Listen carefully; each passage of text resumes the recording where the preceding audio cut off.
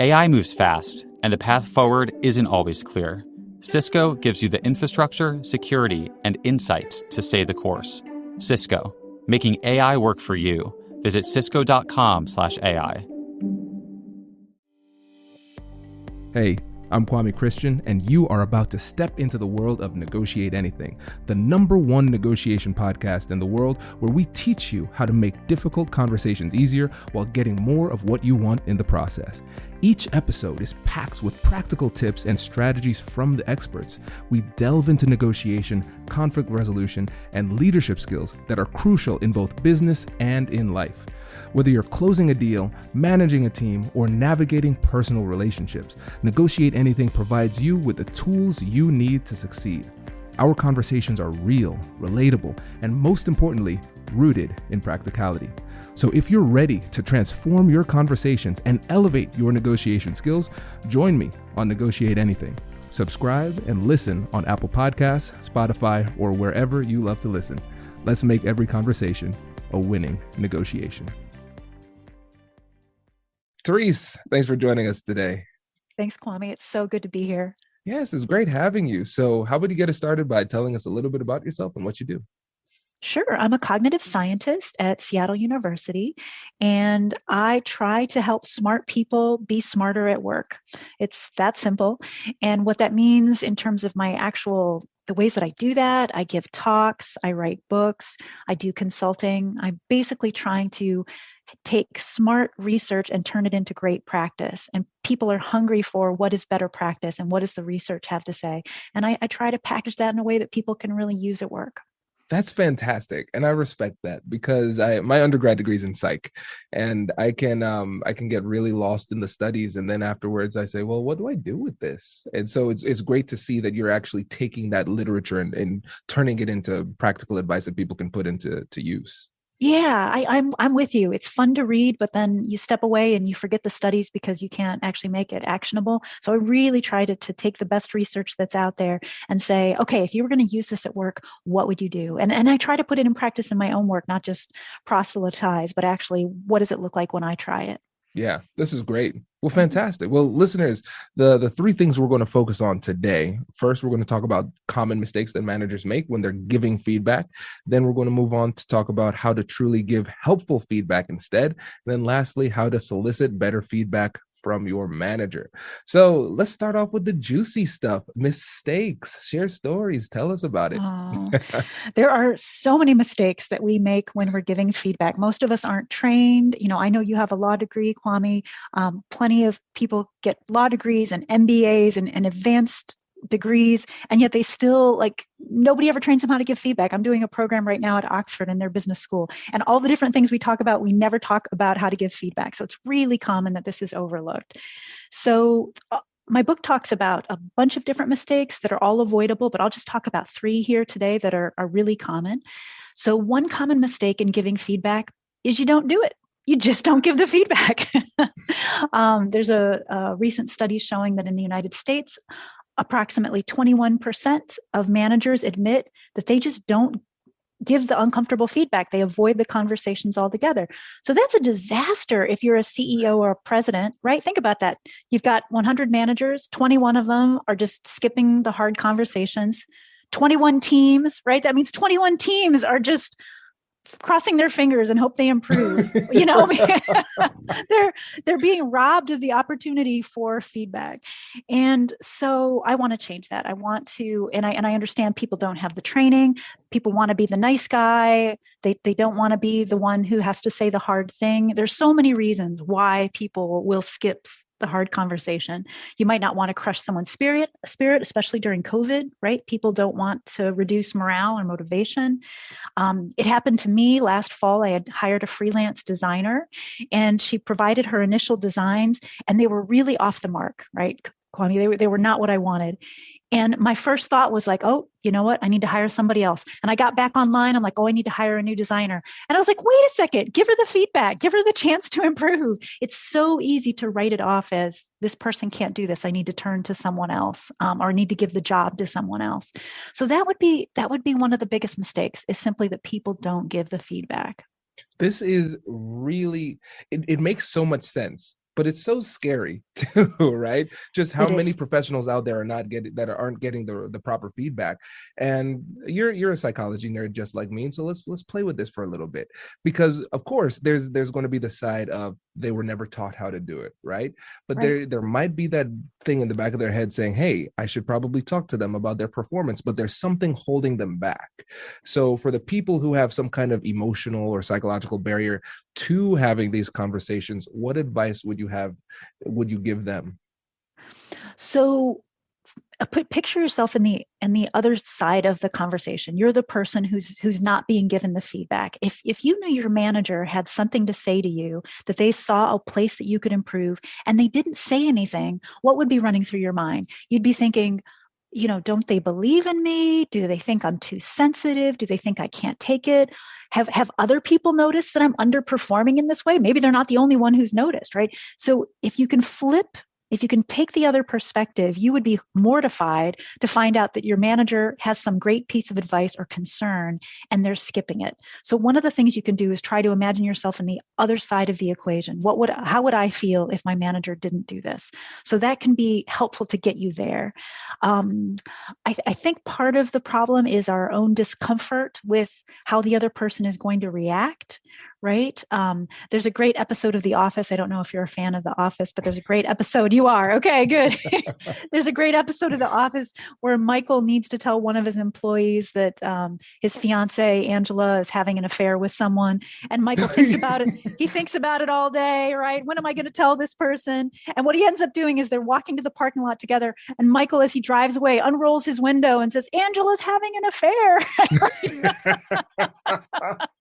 As he drives away, so that there's no further conversation. And, it's not work feedback, but that just illustrates like the discomfort that someone can have with giving bad news. And then that gets mingled with, we think the other person's going to have a terrible reaction. So we over hypothesize as to how they're going to react. The honesty is most people are silent in the face of critical feedback. They're surprised by it, or they realize, I knew that was coming. I knew that didn't go as well, and they're embarrassed. But most people don't have a really strong reaction. They're usually looking for guidance. So a good thing to know is people are probably going to be much more passive than you expect. So don't hold back for that reason. You can help that person improve. They want to improve, and like I said, put yourself in that other person's shoes, and it'll help you get past whatever obstacles you're running into, your own discomfort. That's great. I love this. And I love The Office. so that is a great example. So yes. So tell us more. So we had the one mistake, people just don't give feedback. Don't give it. What else? So another one, and okay, let's say you're in that 80%. You're like, Therese, I do give feedback. I'm going to go. I've got, in fact, a feedback conversation tomorrow. A common step that people skip is they don't say their good intentions out loud. This is something I talk about in my book, but I haven't read in any other feedback books. But it's the Jedi maneuver is to say your good intentions out loud. So first, let's talk about why don't people say their good intentions out loud. So what's really interesting here is we assume the other person believes we have good intentions, but what the research shows, study after study, is that when someone brings them bad news, we assume the bearer of bad news has malevolent intentions, right? And maybe you've had this experience. So you go to the doctor's office and your doctor, you go because you have what you think is a small problem. And your doctor says, oh, this could be serious. We need to do a bunch of tests. I need you to come in for 2 follow-ups. We'll do the first test. You come in 2 weeks, and I'll have you come in 2 months. Then I'll have you come in at 6 months. And what do you think? You're like, oh my gosh, my doctor just wants a whole bunch of visits, a whole bunch of copays, right? Instead of thinking, this person's trying to take care of me. They're trying to catch this problem early before it becomes huge, before I have to go on medication. It's just a perfect example of how we assume negative intentions, even when that person is literally trying to take care of us, right? I don't know if you can relate to that example, but I sure can. I've had that experience with doctors before. And there's plenty of research showing when somebody brings us bad news, we shoot the messenger. We assume negative intentions on their part. And research, there's a great study by Leslie John. She's a management professor at Harvard. And one of the things that she did, she made it completely random. She had people draw a little slip of paper. Her research assistant would draw a little slip of paper out of a bag. And the person ahead of time, the person in the experiment would say, I want you to draw a 1, 2, or a 3. So let's say they said, I want you to draw a 1. And you draw out a 3 instead. It's totally random what number you draw out of the bag. And when you say out loud, oh, you know what, I drew a 3, and that person doesn't get money, that person assumes that you tried to draw the wrong number. Can you believe this? It's totally random, all they're doing, and you get to see them. They're in front of you. They're drawing it out of the bag. And yet you somehow assume negative intentions on their part, even though it's random. It's just remarkable how we fill in the blank. We scribble in negative intentions for people. And so this is a mistake that managers make. We don't realize that people are going to assume the worst when we have bad news for them. They're going to assume that we like the power, or that we want to make them feel bad, or that we're not paying attention to how hard they're working. There's just so many negative intentions that we'll scribble in. So that's one of the big problems, is that we don't say our good intentions out loud. Well, this is great. So let's do a little bit of a mini role play. Role play. I like it. So I will be me and you can be you. And so I'm going to give you some feedback. So Therese, I've really enjoyed having you on the podcast thus far. On a scale of 1 to 10, you have been a 10 out of 10 thus far. But there's been one thing that you've overlooked, and I think it's really important. You have not said the name of your book yet. You refer to it a lot. You haven't said the name. So there's your feedback. There's my feedback. That's great. Yes. So here's my book. Woo, let's talk.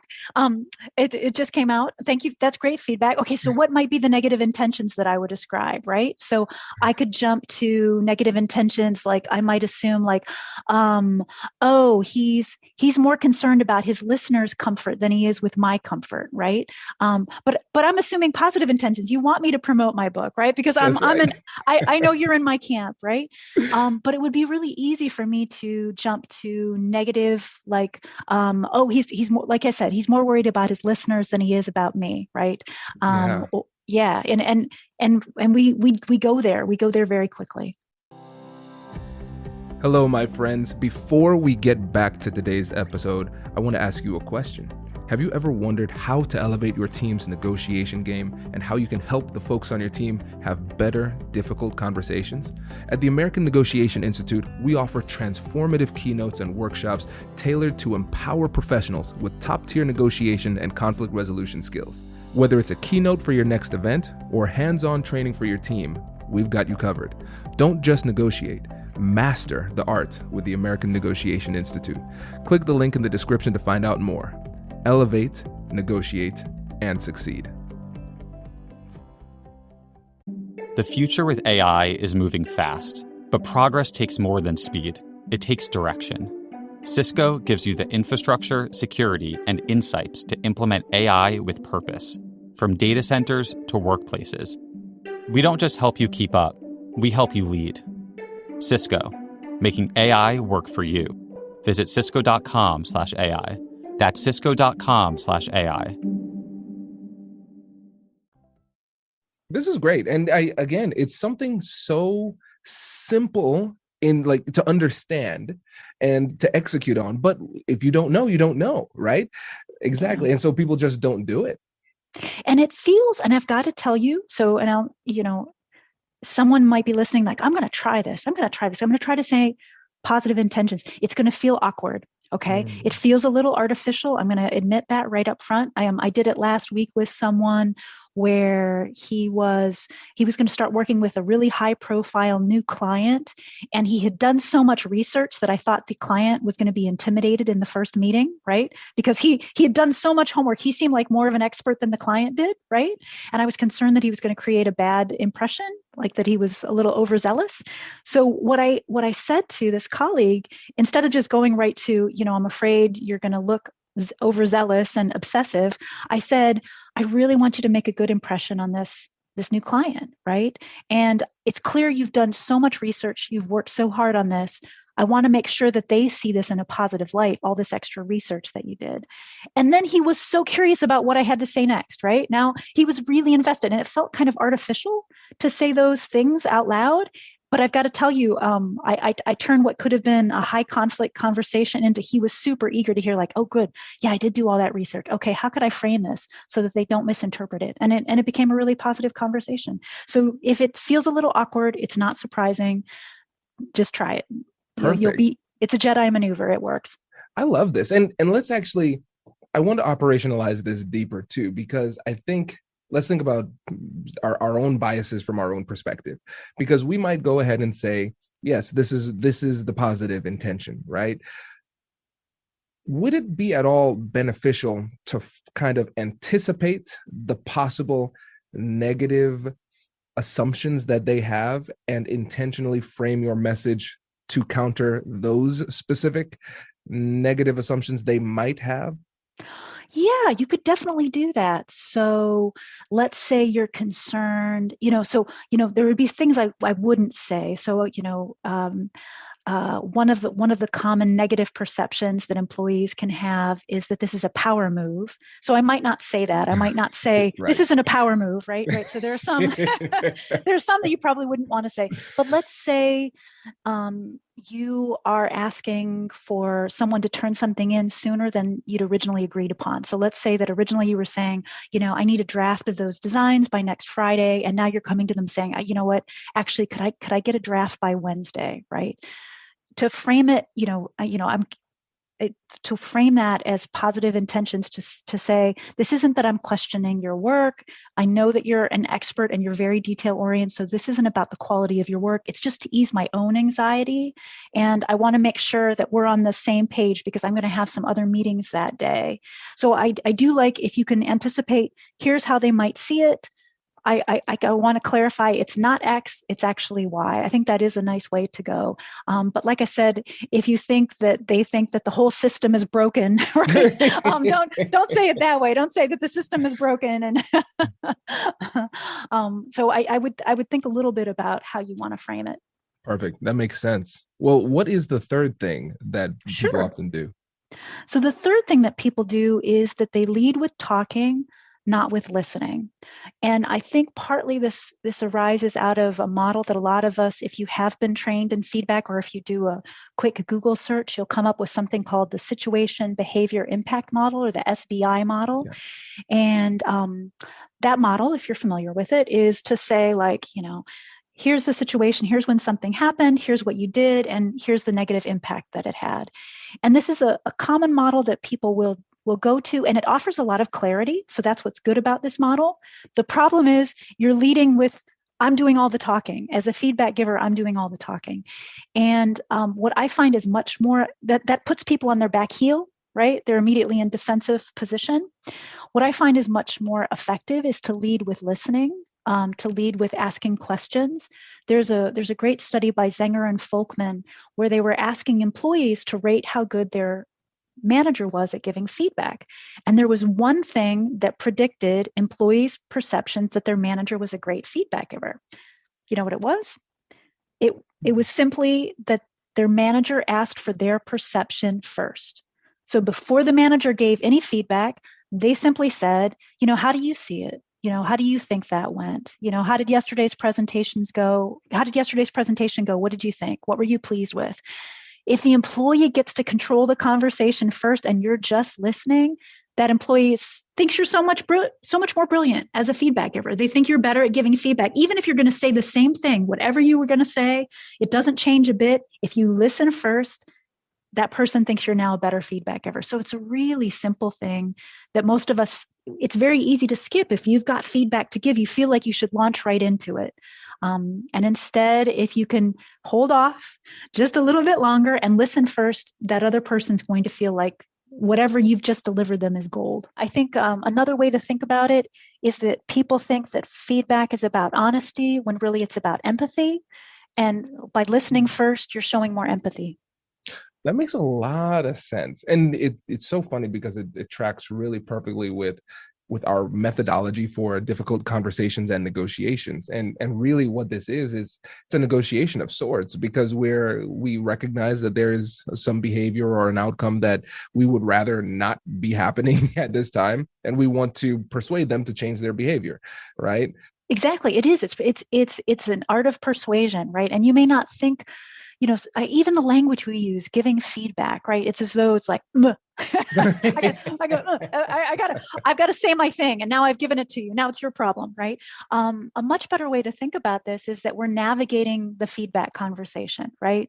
We are having this together. We're on a little journey. I'm going to say some things. You're going to say some things. I'm going to be listening to the things you say. And if you think about it as navigating feedback instead of giving feedback, you're already on the journey to having a better conversation. This is great. Well, fantastic. Let's move on to the second point, and that is how to give truly helpful feedback instead. And I know we've probably touched on this a little bit, but what are the key points that we need to keep in mind when it comes to actually giving good feedback? So just a couple that we've already touched on. So one would be you need to lead with listening, not with talking. I can give a quick example of that. I had an experience recently where a colleague got a really important detail wrong in an email to a client, and I happened to be CC'd on that email. And we're talking a really important detail, like something that needed to be corrected right away. So I corrected it. I wrote an email to both of them saying, "Oh, actually, it's this," right? And then I thought, well, how do I give the feedback to my colleague? Because what I'm concerned about is that she perhaps is creating the impression that she's bad at details with the client, which she's not. But I'm concerned that maybe that's the perception the client's going to have, is that she's bad with details. And I thought about saying that, and instead, what I did is I reached out to my colleague and I said, "Hey, is everything okay?" And she said, "Fine." Just very abruptly. And I said, "Oh, okay, I'm glad to hear it's fine, but that's not like you. That mistake on that email is, you're usually very detail oriented. So I just wanted to check, is everything okay?" And she launched into how overwhelmed she was, that her dad was sick, and that she was juggling his medical issues along with her own work. And I'm so glad that I went there, because not only did we connect, which allowed me to understand better where she was at, but she raised her game over the next several days. I've got to tell you, Kwame, she was amazing over email over the next several days. She was really looking out for me. And that was because I led with listening, right? I asked questions, and instead of just leading with here are my concerns, here's the impact I'm afraid you're having, I held off on that. And I'm really glad that I did, because she knew she'd made a mistake. She knew it was a problem. So anyway, so the first tip would be to lead with listening, not with talking. Secondly, clarify your intentions. Your good intentions will do a lot more good if you voice them. So just get them out there. And they can be as simple as, "I want good things for you. I want this to be your best podcast ever," right? Whatever it might be, right? You would be surprised how happy the other person will be to hear your good intentions. And then we get to the issue of, what if you're someone who avoids giving feedback? What if you're reluctantly admitting you're one of those 20%? A really helpful mindset is to take a growth mindset. Have you talked about growth and fixed mindset on your podcast? Yes. But let's do a quick revision for the audience. Sure. So Carol Dweck is this researcher at Stanford, a developmental psychologist, and she has a great book called Mindset. What she's looking at and captures so beautifully is, when we think about ourselves and other people, we can either have a fixed mindset or a growth mindset. A fixed mindset is assuming that someone's traits are stable and unchanging, and a growth mindset is assuming people are always improving and growing. And we often think about, do we have a fixed or growth mindset about ourselves? But we also have a fixed or growth mindset about other people. When I work with you, Kwame, am I thinking he's someone who's always learning and growing? He's, by the end of our conversation, he's a different person than when we started, or am I assuming he is who he is, right? And researchers at the University of Texas at Austin found that when they encouraged managers to take a growth mindset about their employees, when they thought of their employees as constantly improving, they were 63% more likely to give that employee feedback than if they had a fixed mindset about their employees. So simply believing that people will grow and improve and change leads you to have the conversation. And it makes perfect sense, right? Because if you think people are willing to change, then you're willing to tell them the thing that points them in the right direction. Right. So essentially, it's a self-fulfilling prophecy, right? Either you believe they can change, then you'll help to change them. If you don't, you won't, right? Exactly. It is. That's a beautiful way of framing it. It's a self-fulfilling prophecy. If you don't say the thing that could help them, you're robbing them of the opportunity to change. And sure enough, you're stuck with someone who probably isn't going to improve in the way that you're hoping. Exactly. Fantastic. Is there anything else we should know about helpful feedback? There are so many good pieces of advice in my book, Let's Talk. There we go. I like it. You like it? The one thing that I would say is another good motto mindset is make your motto no surprises.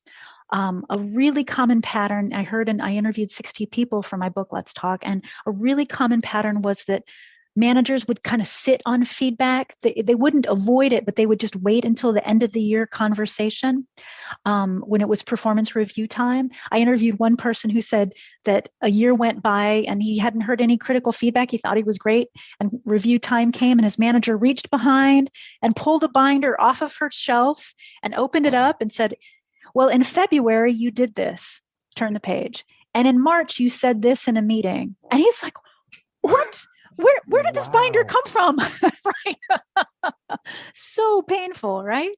And you probably are thinking, I would never sit on feedback that long, but all too often we do sit on it longer than we mean to. We notice something and we don't say something right away, but instead we're beginning to think, oh, Debbie just is too introverted. She's not going to make good management material. And we begin to make up this list of like, yeah, no, you know what? Debbie isn't going to make a good manager after all. That's too bad. And we're not saying to Debbie, I need you to speak up more in meetings. How can we work on that with you? What would make it easier for you to speak up in meetings? Because you have such great ideas, right? So we need to mention things. Don't make it a surprise for Debbie at review time that there's bad news. She's not being promoted. Yeah. Oh, this is great. This is great.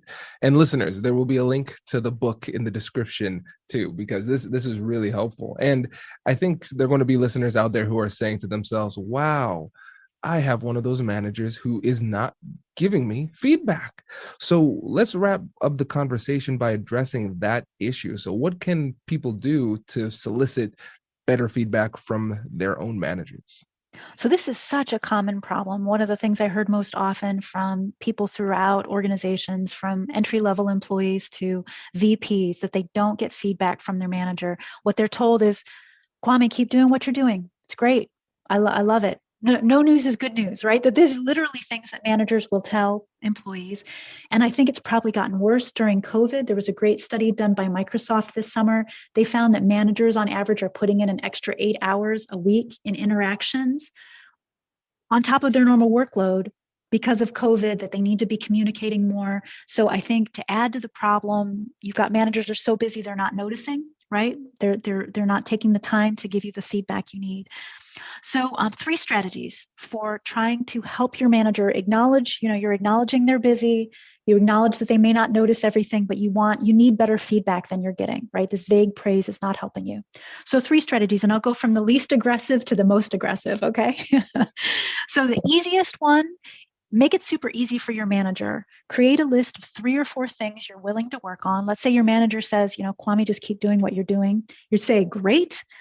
I've got a list of 3, but I've got a growth mindset. I want to improve. I want to be better at my job 3 months from now than I am today. So here are 3 things I could work on. And you show your manager the list. And then you say, which of these would you prioritize? And now your manager will be like, oh, you are serious. All right. And chances are your manager will come up with a 4th thing that you didn't even think of, right? But you're giving your manager permission to get really specific. You're allowing your manager to say, actually, what I would prioritize would be X, or they may pick something from your list, but now you're on the same page. You're aligned as to where you should be putting your extra energy. And I've talked with managers who, when they hear this piece of advice, they're like, I want my direct reports to do this. I wish more of them would make it easy for me. So that's kind of the simplest one. The second one, if you are at a company where there's a rating system, a lot of companies have a 1 to 5 that employees are rated at the end of the year on 1 to 5 or 1 to 3, where 1 is below expectations, 2 is meets expectations, and 3 is exceeds expectations. This strategy is, what is a 5 doing, right? So basically, if your manager says, everything's great, don't worry, everything's fine, just keep doing what you're doing. Say, okay, that's great, but last time I was a 4 and I want to be a 5. So tell me, what's a 5 doing differently, right? And now your manager may not have an answer in that moment, but it gets your manager thinking like, I have seen 5s before. What are they doing differently? So this is a really nice way to, like I said, it may take a couple of conversations, but you're showing your manager you really are looking to move up in terms of your performance. And then the most aggressive, and I've interviewed 2 managers who've taken this approach, and that is to say, am I promotion material? All right.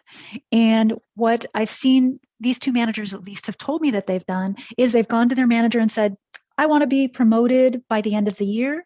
What do you need to see from me to put my name up for promotion? And then they asked every month. Every month they came back to their manager and said, are you seeing what you need to see to put me up for promotion? Am I doing what you need me to do? Is there something I'm missing? And they kept coming back to it. And as a result, they were able to get feedback to pivot and pivot and pivot. And both of these employees got promoted at the end of the year. Wow. That is fantastic. That's really, really good. I wish I knew this while I was working for somebody else. Exactly. I wish I had been given that advice. I had a boss. I went to her 2 months before it was promotion time. And I asked, are you seeing what you need to be seeing? Or, I use slightly different language, but I said, can you make a case for me to put me up for promotion? And she was like, oh, no, I can't. And I won't, there's not enough time for you to do the things you need to do for me to put you up for me to make a case in 2 months, right? She needed a longer runway, right? And so I wish I'd gotten this advice sooner. Just start asking a year out, and it will show your manager you're committed. Plus, your manager is now in a position where they can't surprise you, right? They need to be letting you know. Exactly. Wow, Therese, this has been fantastic. Let the listeners know again about the book and how they can get in touch with you. Sure. So my new book is called Let's Talk, Make Effective Feedback Your Superpower. And it was just published by Penguin Random House here in January 2021. And you can look me up on my website, ThereseHuston.com, or you can email me. My email is on my website, and I'd love to hear from people. Fantastic. Thank you so much. This was really, really helpful. It was a lot of fun, Kwame. Thank you. Congratulations! You've just joined an elite club. By listening to a full episode, you're now officially on the Negotiate Anything team. So welcome aboard. What most team members do is they subscribe to the podcast because that allows them to automatically get the latest episodes of the show. The best things in life lie on the other side of difficult conversations. Keep learning, keep practicing, and keep getting better. Your relationships will improve, your career will soar, and you'll have the confidence you need to get the most out of these crucial conversations. Again, thank you for joining the team. We're excited to have you, and I will see you in the next episode. I'll catch you later.